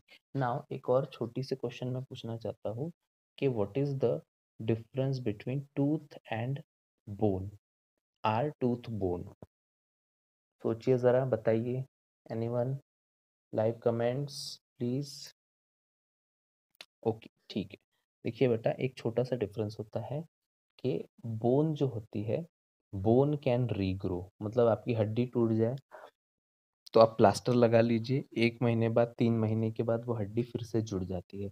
लेकिन टूथ में ऐसा रीजनरेशन की पावर नहीं है, इसलिए टूथ अलग होता है। भले इसमें कैल्शियम, फॉस्फोरस सारी चीज़ें हैं, बोन में भी होती है, लेकिन जो रीजनरेशन की पावर है वो टूथ में नहीं होती है। That's why tooth can not be considered as a bone. Okay बेटा, ठीक है। चलिए नेक्स्ट चीज़ यहाँ पे बोल रहा है बेटा, temporary tooth and deciduous tooth, जो मिल्क टूथ होता है, इसी के ऊपर कभी कभी क्वेश्चन पूछा जाता है कि what is the dental formula. ठीक है, तो आपको पता है बेटा कि छोटे बच्चों में टेम्पररी टूथ कितने होते हैं? 20 होते हैं। इसका डेंटल फॉर्मूला क्या रहेगा? 212। इसमें क्या होता है बेटा? प्रीमोलर एब्सेंट होता है। ये स्टार मार्क कर लीजिए, उस क्वेश्चन आता है 2017 में आ चुका है। एक डेंटिस्ट के पास एक बच्चा गया जो 3 साल का है, 5 साल का है, तो उसके दांतों में कौन से टीथ एब्सेंट थे करके, तो उसमें याद रखेंगे अपन प्रीमोलार आर एब्सेंट। तो कभी कभी इस डेंटल फॉर्मूले का अल्टरनेट क्या बोलते हैं? 2102 भी बोलते हैं। ठीक है बेटा, 2102 बिकॉज प्रीमोलार्स आर एब्सेंट। अब करते हैं बात एक 17 साल के लड़के की। 17 साल के लड़के को आपको पता है बेटा परमानेंट मोलार, जो थर्ड मोलार है वो आने के हैं, तो इसका फॉर्मूला क्या रहेगा? 2122।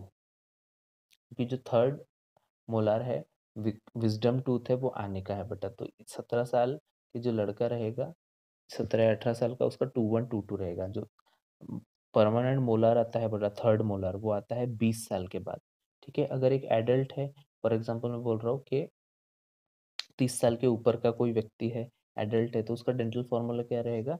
212223। ठीक है बेटा, थर्ड मोलर भी आ चुका है इसमें। ओके, चलिए इसके बाद ये भी एक इम्पोर्टेंट बात है यहाँ पे बेटा, डायफायोडोन। ठीक है, 2 बार अपने को दांत आता है, ये भी एक बात इम्पोर्टेंट है। हेट्रोडोंट है, अपने जो दांत है वो हेट्रोडोंट है, मतलब ये हो गए इंसाइजर्स। ठीक है, इंसाइजर्स का शेप अलग है। उसके बाद जो कैनाइन है, इसका शेप अलग है, इसका शेप कोनिकल होता है। इसके बाद आते हैं प्रीमोलर्स एंड प्रीमोलर्स के बाद आते हैं मोलर। ठीक है, तो अगर आप इनका शेप देखेंगे तो इसका अलग है, इसका अलग है, इसका अलग है, इसका अलग है, that's why it is called heterodont. अगर आप लिजार्ड के दांत देखेंगे तो वो एक जैसे होते हैं। ठीक है, तो बहुत सारे लिजार्ड्स ऐसे हैं कि जिनके दांत एक जैसे होते हैं बेटा। ठीक है, तो वो होते हैं होमोडोन, लेकिन अपन क्या है? अपन आर हेटेरोडोन। ठीक है, अच्छा, इसके डेंटिशन में कौन से दांत होते हैं बेटा? Incisors, canine, premolars and molar. तो incisors are used for cutting. ठीक है, कटिंग एंड बाइटिंग के लिए यूज होता है बेटा। इसके बाद जो ये होते हैं कैनाइन, वो होते हैं बेटा टीयरिंग के लिए। Premolars are for chewing and जो मोलर्स होते हैं क्रशिंग एंड चीविंग के लिए यूज होता है बेटा, है ना। चलिए, तो ये होते हैं 2123, इसका डेंटल फॉर्मूला होता है बेटा। Hard part is made up of enamel, ठीक है, which is used for mastication. ठीक है, इसके बाद जो नेक्स्ट चीज आती है बेटा, दैट इज टंग। ठीक है, तो आपको दिखाई दे रहा है बेटा tongue. Tongue is a movable muscular organ. जो लोअर कैविटी होती है, मतलब जो बेस ऑफ द कैविटी होती है, उससे वो कैसे जुड़ी होती है? फ्रेन्यूलम से। ठीक है, एंड इसके अंदर होता है बेटा पैपिले। ठीक है, इसके ऊपर छोटे छोटे से पैपिले होते हैं। तो डायग्राम एक आपको मैं बता देता हूँ कि छोटे छोटे से पीछे साइड में इन्वर्टेड वी शेप में 8 से 12 पैपिले होते हैं। इनको बोलते हैं सरकम वैलेट पैपिले। पीछे साइड में इन्वर्टेड वी शेप में 8 से 12 होते हैं। जो सेंटर में होता है बेटा, इनको अपन बोलते हैं फिलीफॉर्म। Filiform papillae. एंड ये जो कॉर्नर पे होते हैं, इनका शेप कुछ फंगस की तरह, मशरूम की तरह होता है। इनको इसलिए इसको अपन क्या बोलेंगे, फंगीफॉर्म पैपिले। ठीक है, यहाँ पे भी टेस्ट बर्ड्स है, इस वाले रीजन में भी टेस्ट बर्ड्स है, इस वाले रीजन में भी टेस्ट बर्ड्स है। ठीक है, लेकिन जो फिलीफॉर्म पैपिले होते हैं यहाँ पे टेस्ट बर्ड्स नहीं होते हैं बेटा, इतना याद रखेंगे। ठीक है, चलिए, अगर आप सर्कमवैलेंट पैपिला की बात करेंगे, वहाँ पे हर पैपिला के आसपास 200, आप ऐसे बोल सकते हो कि टेस्ट बर्ड्स होते हैं बेटा। ठीक है, जो टंग है, it is a gustatory receptor organ. ठीक है, it is also used in speech. ठीक है, चलिए, तो बहुत सारे फंक्शंस होते हैं बेटा टंग के। ठीक है, चलिए, oral cavity leads to a small pharynx which serves as a common passage for air. तो आपको पता है बेटा, फेरिंग्स जो होता है इसके 3 हिस्से होते हैं। दिस इज द फेरिंग्स वाला हिस्सा, जो नोज के एंड पे होता है, इस वाले इसको बोलता हूँ नेजोफेरिंग्स। जो ओरल कैविटी के एंड पे होता है, इसको मैं बोलता हूँ बेटा ओरोफेरिंग्स। एंड जो नेक के पास होता है, लैरिंग्स के पास, इसको बोलता हूँ बेटा लैरिंगोफेरिंग्स। तो 3 तरह के फेरिंग्स होते हैं। It is a common passage for food and air. ठीक है बेटा, चलिए, इसके बाद आपको पता है बेटा, जो फूड पाइप होता है उसको अपन बोलता हूँ ईसोफेगस, एंड जो ट्रकिया होता है इसको बोलता हूँ विंड पाइप। ओके, एक और छोटी सी बात था बेटा, जैसे कि आपको पता है कि ये जो आउटर मोस्ट पार्ट है, दैट इज इनेमल, उसके अंदर का जो पार्ट होता है डेंटिन, एंड सबसे अंदर का जो पार्ट होता है उसको अपन बोलते हैं पल्प। इनेमल, डेंटिन, एंड अंदर का जो एरिया होता है उसको बोलते हैं pulp. Enamel and dentin are non living, लेकिन जो पल्प होता है ये होता है लिविंग। इसके अंदर आप ऐसे बोल सकते हो नर्वस सिस्टम भी होता है एंड ब्लड वेस्कुलर सिस्टम भी होता है। ठीक है, तो इतना अपन याद रखेंगे। ठीक है, चलिए, इसके बाद फेरिंग्स, तो आपको पता है pharynx a cartilaginous flap called epiglottis, which prevents the entry of fluid into glottis, opening of wide windpipe। ठीक है, तो आपको पता है बेटा कि जैसे ही फॉर एग्जांपल जैसे मानते हैं, ये हो गया एयर पाइप, ये हो गया फूड पाइप, ये हो गया ईसोफेगस, ये हो गया ट्रकिया। तो ट्रकिया के ऊपर एक कवरिंग होती है बेटा ग्लॉटिस, एंड ग्लॉटिस के ऊपर होता है एपिग्लॉटिस। एक काइंड ऑफ ढक्कन है जो प्रिवेंट करता है, आप ऐसे बोल सकते हो, कि जो फूड है बेटा उसको विंड पाइप में नहीं जाने देता है। ठीक है, चलिए, उसके बाद extend posterior pass to neck, thorax and diaphragm leads to J shape structure called stomach. तो अगर आप स्टमक को देखेंगे तो ये जे शेप स्ट्रक्चर होता है बेटा। इसके 4 पार्ट होते हैं। ठीक है, तो जैसे कि आपको दिखाई दे रहा है बेटा, इसके ऊपर है ईसोफेगस। ईसोफेगस के 3 मैंने आपको पार्ट बताया था। एंटीरियर वन थर्ड जो होता है वो स्केलेटल मसल, जो मिडल वन थर्ड होता है वो skeletal plus smooth, and last वाला जो पार्ट होता है वो ओनली स्मूथ। अब आपको पता है ईसोफेगस एंड जो स्टमक है उसके बीच में एक स्पिंचर होता है जिसको अपन बोलता हो बेटा कार्डियक स्पिंचर। ठीक है, या गैस्ट्रोइसोफेजियल स्पिंचर भी बोलते हैं। इसके बाद जो स्टमक एंड आपका स्मॉल इंटेस्टाइन रहेगा, ड्यूडेनम, इसके बीच में रहता है बेटा पाइलोरिक स्पिंचर। स्टमक के 4 हिस्से होते हैं, फंडस, कार्डियक, पाइलोरिक, एंड ये वाला जो पार्ट होता है इसको अपन बोलते हैं बेटा बॉडी। ठीक है, तो इतना अपने को पता है। इसके बाद आपको पता है कि जो पाइलोरिक के बाद आपको पता है कि पाइलोरिक स्पिंचर रहेगा बेटा, ये एक स्ट्रॉन्ग स्पिंचर होता है। मतलब पाइलोरिक स्पिंचर के बाद अगर फूड आगे जा चुका है तो वो वापस नहीं आ सकता है। ठीक है, लेकिन ये जो कार्डियक स्पिंचर होता है थोड़ा वीक होता है, मतलब इस ये वीक स्पिंचर कभी कभी खुल जाता है जिसकी वजह से फिर उल्टी होती है मुंह से। मतलब स्टमक का जो खाना है इसोफेगस कार्डियक कार्डियोइसोफेजिक स्पिंचर के थ्रू बाहर निकलता है। ठीक है बेटा, चलिए, इसके बाद यहाँ पे बोला है caecum. Caecum has symbiotic microorganism। ठीक है, and narrow tubular finger like projection called vermiform appendix. तो आपको पता है बेटा, ये जो वर्मीफॉर्म अपेंडिक्स होते हैं इस ये एक वेस्टिजियल ऑर्गन है। उसके बाद आता है बेटा कोलम। ठीक है, तो आपको पता है जो लार्ज इंटेस्टाइन है इसके 3 हिस्से होते हैं। ठीक है, ये है असेंडिंग कोलन, ये है ट्रांसफर कोलन, ये डिसेंडिंग कोलन। इसके बाद सिग्मोइड कोलन भी होता है। सिग्मोइड कोलन के बाद रेक्टम, देन एनस। ठीक है, चलिए, इसमें से बहुत ईज़ी चीज़ है, मुझे नहीं लगता है कि इसमें से किसी को कुछ भी प्रॉब्लम होगी, ठीक है? चलिए, इसके बाद आता है बेटा वॉल ऑफ एलिमेंट्री कैनाल। तो आपको पता है कि जो एलिमेंट्री कैनाल है, इसके 4 वॉल्स होते हैं। एलिमेंट्री कैनाल मतलब आप ईसोफेगस को भी कट करेंगे तब भी आपको ये 4 वॉल मिलेंगी। आप अगर स्टमक को कट करेंगे, स्मॉल इंटेस्टाइन, लार्ज इंटेस्टाइन चारों को भी कट करेंगे तब भी आपको ये 4 लेयर्स मिलेगी। तो आउटर मोस्ट होती है बेटा सीरोसा, उसके बाद होती है मस्कुलैरिस, फिर सब म्यूकोजा एंड अंदर वाली होती है म्यूकोजा। तो आपको डायग्राम दिखाई दे रहा है, ओके। तो इसमें आपको दिखाई दे रहा है बेटा, ये हो गया सीरोसा, उसके बाद आता है मस्कुलैरिस, फिर सब म्यूकोजा एंड अंदर आता है म्यूकोजा, ठीक है। एंड ये हो गई ल्यूमेन, ठीक है।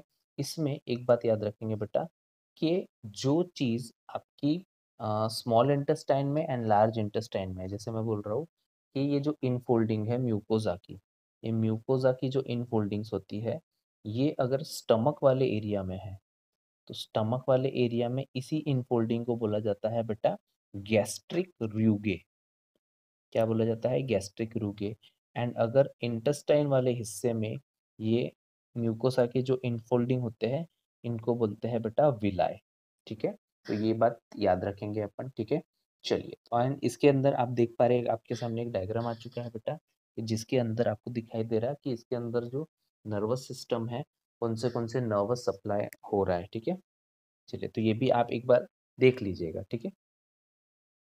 Tissue containing nerve, lymph, blood vessels, ठीक है। तो आपको दिखाई दे रहा है बेटा कि यहाँ पे जो है सब म्यूकोजल लेयर में आपको टिश्यू मिल रहे हैं, nerves, blood and lymph vessels, ठीक है।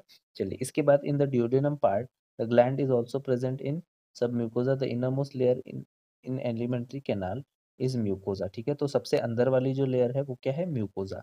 This layer is irregular for rugae in stomach. जो रूगे में है तो वो क्या कहलाती है बेटा? जो स्टमक के टाइम पे अगर ये इरेगुलर फोल्ड्स रही तो उसको बोलते हैं रूगे, ठीक है। एंड अगर इंटेस्टाइन में रही तो उसको अपन बोलते हैं बेटा विलाय, ठीक है। The cell like villi produce numerous microscopic projection called microvilli. तो विलाय के अंदर भी बहुत ज्यादा माइक्रोविलाय होती है बेटा, जो जो सरफेस एरिया है वो 600 गुना बढ़ा देती है, ठीक है। तो डाइजेशन के लिए जो एब्जॉर्प्शन के लिए जो सरफेस एरिया है वो बहुत बढ़ जाता है इसमें, ठीक है। चलिए, गिविंग ब्रश बॉर्डर अपीयरेंस, ठीक है। मॉडिफिकेशन इंक्रीजेस इनॉर्मसली विलाय, मतलब 600 गुना इसका जो है बेटा जो एब्जॉर्प्शन है वो रेट बढ़ जाता है बेटा, ठीक है। सरफेस एरिया बढ़ जाता है, ठीक है। Villi supply the network of capillaries large lymph vessels called lacteals. ये बहुत इंपॉर्टेंट है बेटा। आपको दिखाई दे रहा है यहाँ पे इसके अंदर से येलो कलर का एक वेसल जा रही है, लिम्फ वेसल जा रही है। ये लिम्फेटिक सिस्टम का हिस्सा है बेटा। एंड ये क्या है? ये लैक्टियल्स होता है। एंड ये किस चीज के लिए जरूरी होता है? ये जरूरी होता है फैट के एब्जॉर्प्शन के लिए, ठीक है। तो लैक्टियल्स किसके जरूरी है बेटा? फैट के एब्जॉर्प्शन के लिए, ठीक है। Mucosal epithelium has goblet cells which secrete mucus, ठीक है, which is used for lubrication. Mucosa also form glands in the stomach called gastric glands, ठीक है। And crypts of Lieberkuhn based on the villi, ठीक है। तो आपको पता है बेटा कि जो स्टमक वाले रीजन में गैस्ट्रिक ग्लैंड्स होते हैं एंड इंटेस्टिनल वाले रीजन में क्या होता है? गड्ढे होते हैं, क्रिप्स होते हैं। इन गड्ढों को क्या बोला जाता है? क्रिप्स को क्या बोला जाता है बेटा? क्रिप्स ऑफ लिम्बरक्यूहेन, ठीक है बेटा। चलिए, तो ये आपको पता है। इसके अलावा आपको पता है कि जो स्टमक के सेल्स थे वो कौन से थे बेटा? जैसे स्टमक के सेल्स थे उनको अपन बोलते हैं बेटा mucous neck cell, peptic cell, chief cells and और चीफ सेल्स, ठीक है। और थर्ड थे पैराइटल या ऑक्जेंटिक सेल्स, ठीक है। इसके अलावा जो आपके स्मॉल इंटेस्टाइन है इसके भी सेल्स होते हैं बेटा, ठीक है। चलिए, तो विद दैट सेड अपन ये चैप्टर खत्म कर चुके हैं। स्टार्ट करते हैं नया चैप्टर, ओके।